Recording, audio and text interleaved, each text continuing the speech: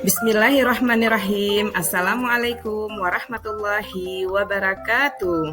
Apa kabar anak-anak ibu semua? Ibu berharap kita semua selalu dalam lindungan Allah Subhanahu wa Ta'ala. Amin.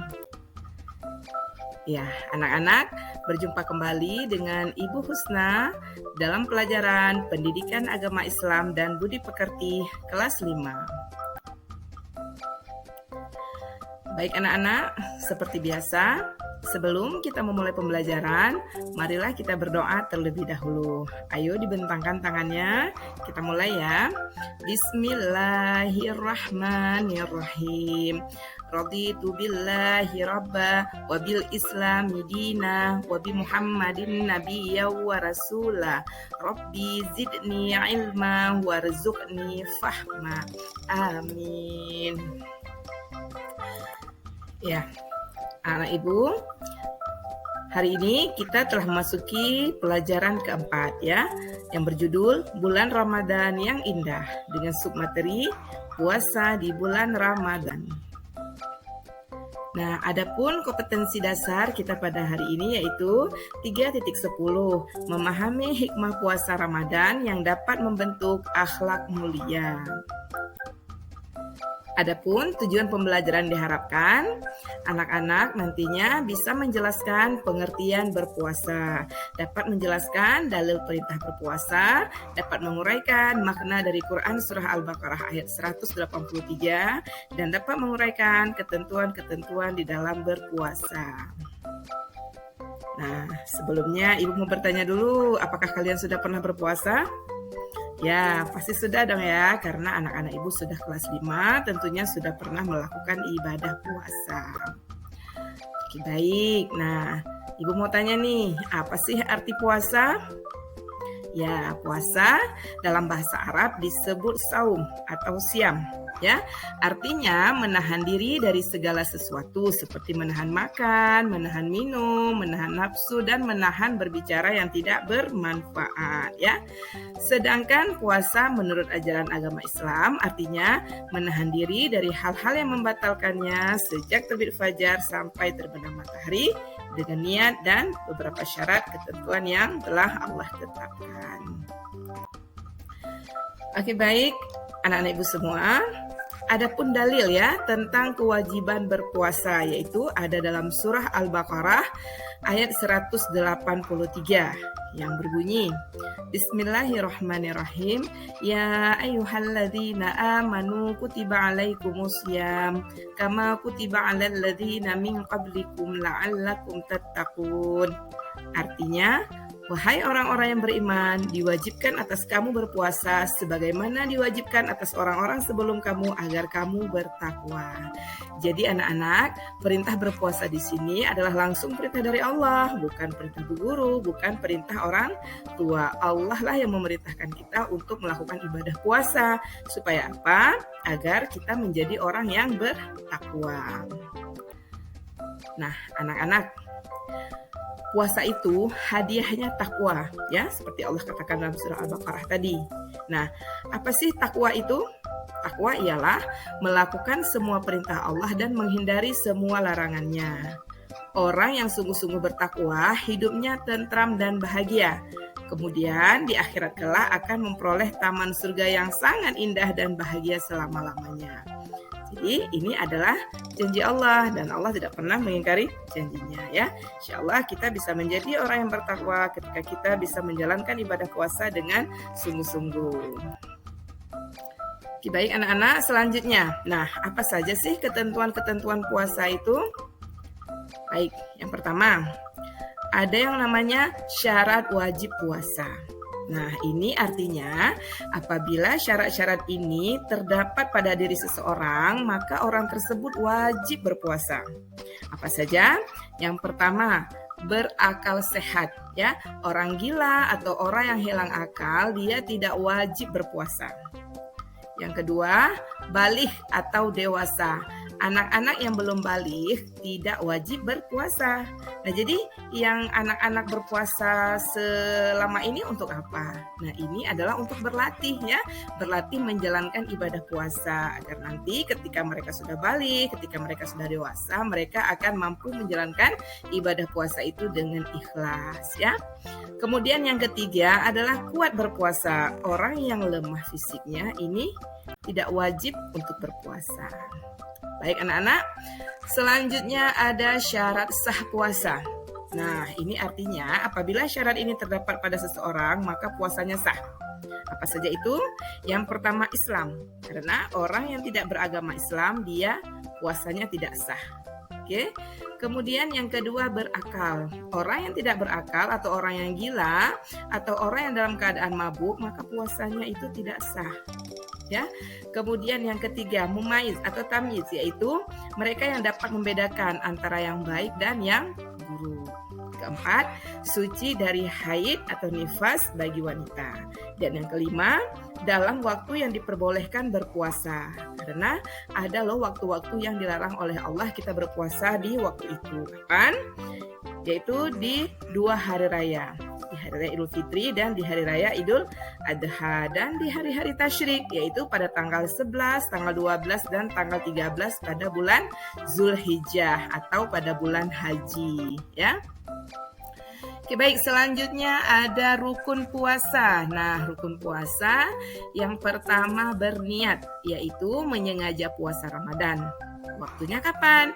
Waktunya setelah matahari terbenam sampai sebelum terbit fajar shadiq. Nah, bagaimana niat puasanya? Ayo, pasti sudah bisa ya. Yuk kita baca bersama niat puasa.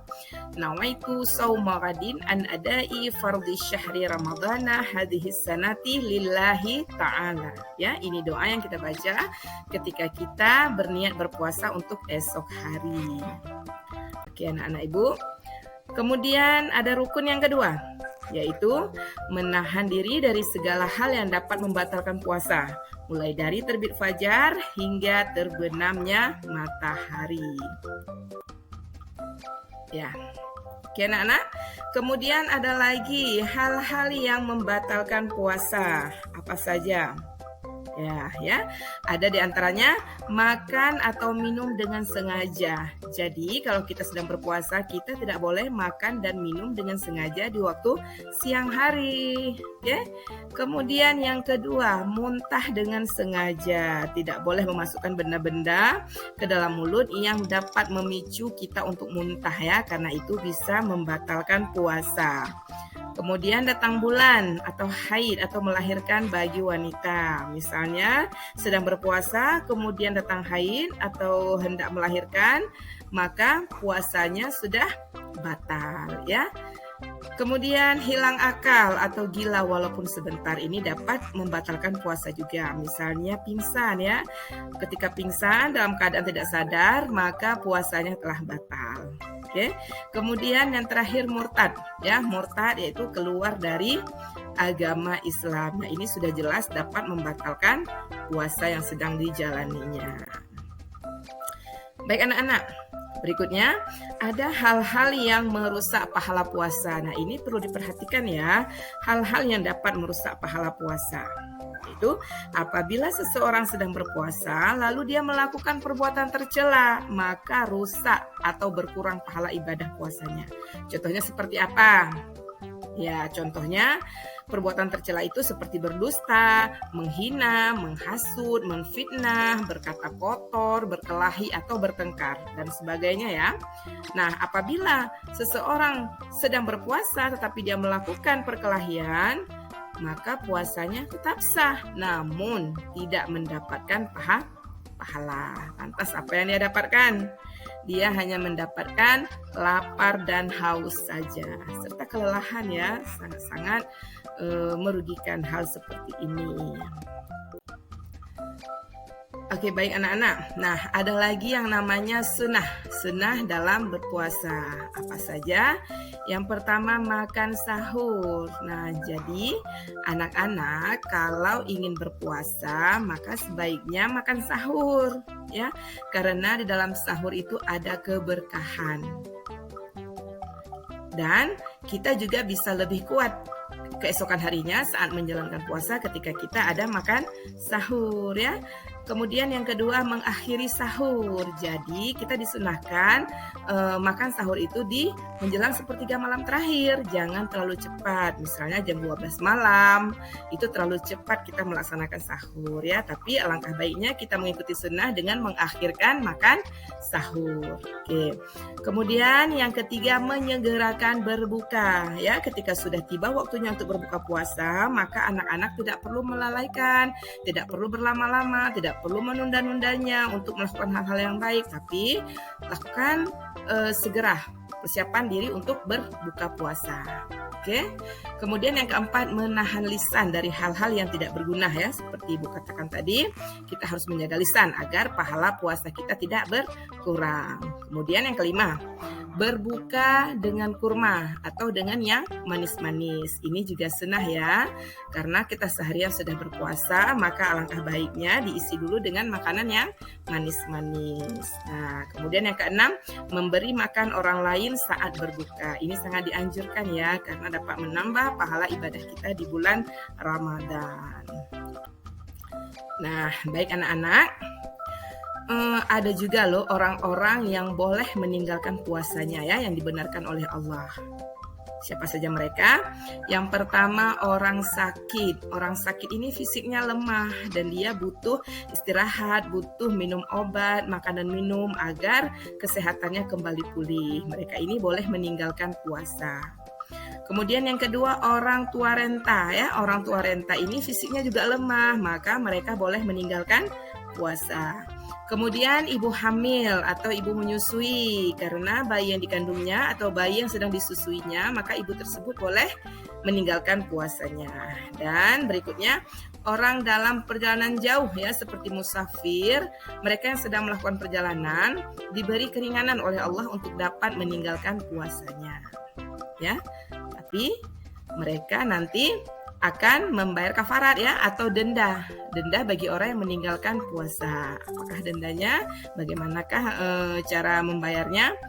Yaitu yang pertama dengan mengqada puasanya atau melakukan puasa kembali di bulan berikutnya selepas dari bulan Ramadan ya, untuk mengganti kembali puasa yang telah mereka tinggalkan tadi. Nah, ini berlaku bagi siapa?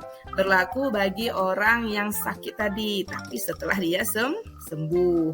Kemudian bagi musafir ketika dia sudah sampai ke tempat tujuannya, atau ibu hamil, ibu melahirkan dan ibu menyusui ketika beliau sudah menyelesaikan fase ini semuanya, maka wajib baginya mengqada puasa di hari yang lain. Oke, baik. Kemudian ada yang namanya membayar fidyah ya. Membayar fidyah di sini artinya memberi makan fakir miskin sejumlah hari yang ditinggalkan. Berapa banyaknya? 1 mud atau setara dengan 6 ons. Ini dikalikan berapa hari puasanya itu ditinggalkan. Nah, untuk hal ini berlaku bagi siapa? Ini berlaku yang pertama bagi orang sakit yang tidak ada harapan untuk sembuh ya. Sangat sedikit kemungkinan beliau untuk sembuh. Bisa jadi karena sakitnya sudah bertahun-tahun dan perkiraan untuk sembuh itu sangat kecil. Maka orang-orang seperti ini boleh membayar fidyah sebagai pengganti puasanya. Kemudian yang kedua, orang tua renta ya. Orang tua renta yang sudah tidak mampu lagi untuk berpuasa. Karena orang tua seperti ini semakin lama keadaannya semakin lemah dan tentu mereka tidak akan mampu lagi untuk berpuasa. Dan bagi mereka yaitu diganti dengan membayar fidyah. Oke anak-anak. Ya, alhamdulillah materi kita pada hari ini telah selesai. Ada banyak sekali yang kita pelajari pada hari ini ya. Tadi kita sudah belajar tentang arti puasa, kita sudah belajar dalil puasa, kita sudah belajar ketentuan-ketentuan puasa. Nah, Ibu berharap materi pada hari ini benar-benar dapat anak-anak resapi, anak-anak terima dan nanti bisa diaplikasikan dalam hidupnya, ya. Nah, baik anak-anak, nanti pada pertemuan ke depan insya Allah kita akan belajar berikutnya ya, masih tentang bab Ramadan, tapi kita nanti belajar tentang amalan-amalan yang perlu ditingkatkan di bulan Ramadan dan hikmah ketika kita menjalankan ibadah puasa Ramadan. Baik anak-anak, demikian materi pembelajaran kita pada hari ini. Mari kita membaca hamdalah bersama-sama. Alhamdulillahirabbil alamin, dan kita tutup dengan doa kafaratul majelis. Subhanakallahumma wa bihamdika asyhadu an la ilaha illa anta astaghfiruka wa atubu ilaika. Wassalamualaikum warahmatullahi wabarakatuh. Sampai jumpa.